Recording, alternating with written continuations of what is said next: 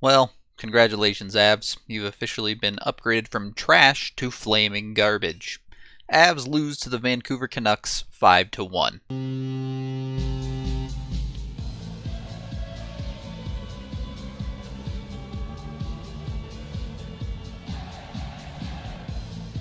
At best, the break seemed to have absolutely no impact at all on the Avs. At worst, they might even be worse than they were beforehand. The defense was about as effective as an F5 tornado in their own zone, constantly turning pucks over and covering no one. It was just a disaster. There wasn't any false hope even in this one. Just a minute and a half in, the Avs go down by 1. The Avs have carried the puck in here, and Soderberg is going to send a pass across to the front of the crease. I'm not sure if he was trying to pass to someone. If he was, there was no one anywhere close. It seems like he was just trying to center the puck here.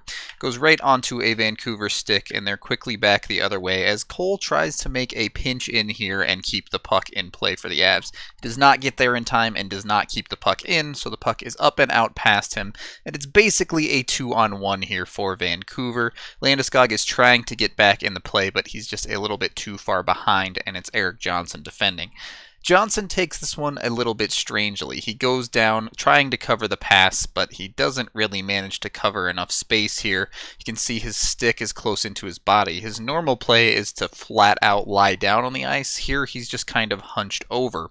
So he doesn't cover quite as much ground. The pass gets past him and it's chipped in by Virtanen. So, terrible start, and I should also probably mention that Bednar did switch up the forward lines as you saw there, Soderberg with Landeskog and Rantanen, and McKinnon was with Wilson and Kerfoot for at least part of the game. I don't hate this idea. I think eventually Bednar's going to have to break up that big line for the Avs to be a better team in the long run, but it certainly didn't seem to work at all tonight. The lines definitely struggled with some chemistry over the night, which is to be expected after a long break and then getting thrown with some new line mates. The thing that irked me a little bit, though, is when Bednar felt like he needed a goal or late in periods, he would go back to that big 3 line. So if that's your fallback plan when you feel like you need to score, why not just continue using it all the time? And it's not like these lines were bad possession-wise. They outshot Vancouver in all 3 periods and had easily more shots than them in the game. So they were producing opportunities, just as usual lately, they weren't finishing them. The Avs' lack of scoring still isn't really a big worry for me. It comes and goes. It'll come back. I'm not too worried about that. But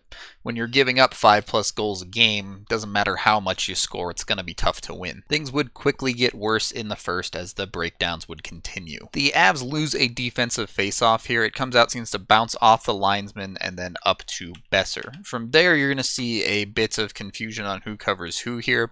It looks like the plan was this was probably Compher's job to go out and cover Besser, but you can see because of the faceoff, he's very off balance here. He's going to end up spinning to the other side to try and get out to Besser, but it's already too late by then. EJ, you're going to see just curl back in behind and basically cover no one off into the lower part of this circle. This gives Besser a ton of room to skate up to the top of the circle and near the center of the ice before letting a shot go, and you can see the Avs have a number of players all just standing in this line here, not able to get to Besser, and in part in Calvert and Cole's case, screening Varlamov from the shot. This is also just a fantastic shot by Besser. You can't place it any better than he did here. And just like that, the Avs are down 2-0 just 6 minutes into their return from the All-Star break and bye week. The rest of the play in the first would be frustrating as the Avs would control play, but Markstrom and the Canucks defense would show the Avs what it's supposed to look like in your own zone. The closest the Avs would come in the first is ringing a post late in the period for the big 40 bad posts on the season. The second period seemed to start out with some promise as the Avs would go on the power play to begin it and then get another one a bit later on, but the power play would come up short, failing to do much at all, recording just 1 shot on goal across them both. And this is where falling in a hole early becomes a big problem. If you're down 1-0 and you don't score on those power plays, obviously it's still bad, but you're still well within the game, and 1 goal can be all the difference.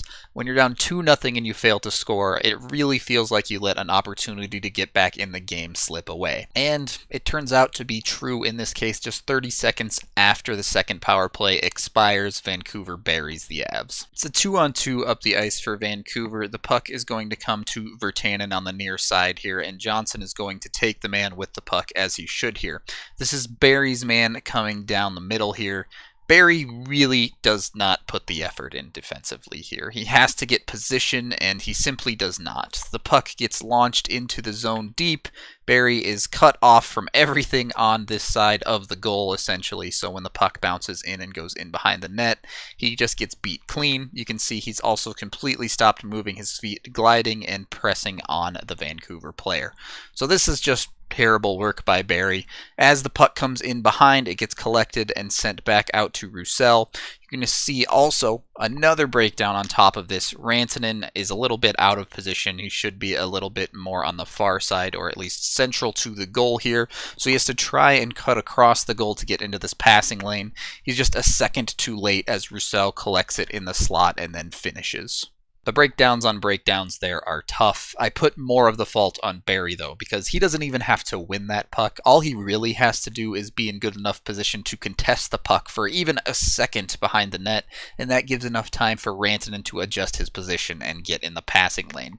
Instead, he coasted, basically didn't play defense at all, and the puck ends up in the back of the net. I get it, defense has never been Barrie's thing, but effort you can still show even if you don't play that well in your own zone. So now that the Canucks are comfortably up 3-0, that means the Avs are allowed to score again, so at least they wouldn't get shut out in this one as their depth would pick up another goal. This is some great work by Nieto to get this puck and get it in deep while waiting for Calvert to get back on the side, and then from there he continues to just work hard, holding onto the puck, dragging Vancouver players down deeper into the zone.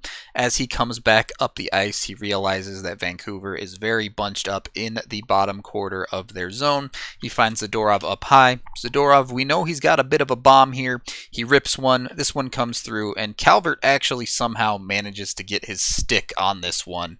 Gets deflected past Markstrom up and in. Here's another look from behind the net where you can see Calvert just kind of flick his stick up and into the way of the shot. Not sure how much of it was skill and how much of it was luck, but hey, if it works, it works. You gotta start somewhere, and it starts with one. It is especially nice that it's a depth goal because you can usually rely on one of your big guns to pick up at least one goal for the Avs. That just wouldn't be the case in this one. Unfortunately, it doesn't matter how well you control play if your defensive breakdowns are so egregious that there's just nothing you can do about them. And that's pretty much the story of the scoreboard in this game. Just a few minutes after bringing it back to within 2, the Avs give up another ugly one. Avs have full possession of the puck in their own zone. Zadorov opts to dump it behind him to the corner intended for Tyson Barrie. Was the pass a little bit soft? Yeah, probably. It wasn't great.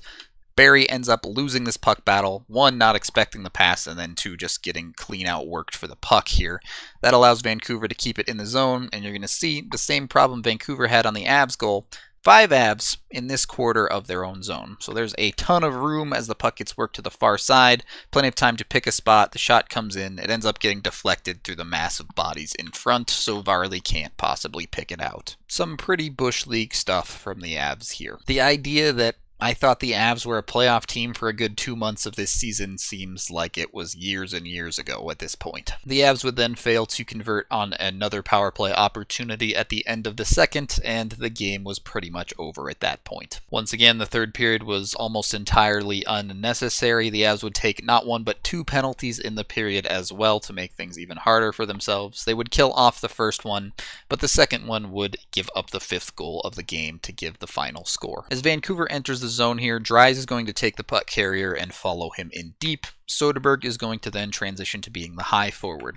The puck does eventually come out high again, but Dries opts to stay down low here. This is an impossible job for Soderberg. You just can't cover both points by yourself like this, so you give up a ton of space on the near side here. I get you have to give up something on the power play, so I guess they opted to give up that near point and a bunch of space with it. As Levo works his way in here, you see that no one really challenges him either. Both defensemen stay deep covering their men, and Dries stays in roughly the center of the ice. So that means he's going to be taking away the passing lane to the backside here. There's no way you can let a pass through here if you're giving this much of a lane for Levo to walk in and potentially shoot the puck. Levo walks in. He doesn't shoot though. He opts for a pass. Dries gets caught watching, not correctly in the passing lane, goes right through him, and it's on the back door and in the back of the net. When you can't even stop the plays that you're set up to stop, It's a bit of a problem, huh? The game was over at that point anyway, so it doesn't really matter that much, but it's just another breakdown to add to the list. So the defense was just unbelievably bad in this game. There is no excuse for it. It needs to be better than that. The tough conversation to have here is the goalie situation. We were hoping it would be better after the break, and it doesn't seem like it is. Yes, Varley absolutely got hung out to dry, and all of those goals were tough ones, but still, when you give up 5 goals on 26 shots, an .808 save percentage, that's simply not good enough. I get it that it wasn't really on him that those goals ended up in the back of the net, but you expect your goalie to make some of those saves for you. And granted, Varley did have a couple of good breakaway stops in this game as well, but 5 goals is still 5 goals. If he stops that one from Besser in the first, it's a 1-0 game instead of 2-0, completely different feel to that first period and the rest of the game. When both your defense and goaltending are struggling, it's tough to untangle who's really at fault at any given time. A lot of the times it's going to be both. Point being, Avs desperately need both of those areas to be better. My hope for this team right now is probably at a low point for the season, and I am really not super excited about the last 31 games we have coming up here. They're going to be tough.